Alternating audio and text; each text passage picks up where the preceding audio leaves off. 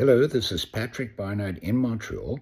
It is November 12th, 2023, another mini review of a book. This book, After Socialism, Reconstructing Critical Social Thought.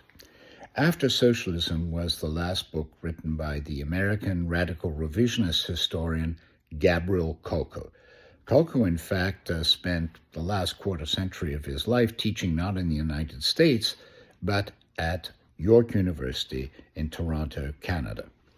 He was a very important thinker. I read many of his books, as did many of my peers, and Kolko made his mark early on with a book called The Triumph of Conservatism, a Reinterpretation of American History from 1900 to 1916. In that book, Kolko set out the model that he believed was accurate for American society, and he held to it for all of his life. He called that model, that structure, quote, political capitalism, unquote.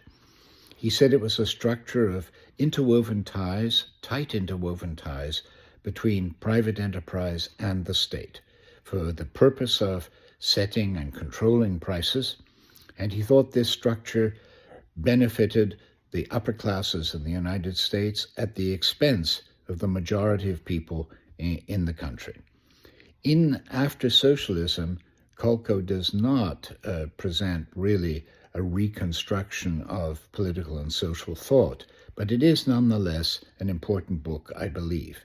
The basic argument is that social democracy and communism have both failed in our time.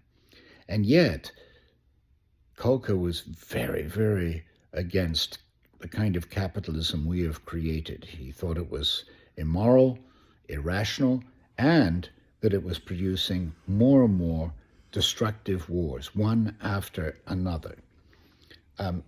He ended this book by paradoxically saying that the ideals, the hopes, the aims of socialism, in fact, needed to be brought together again in new movements. And he called out to people in a very American way to continue the fight against injustice and oppression wherever they exist.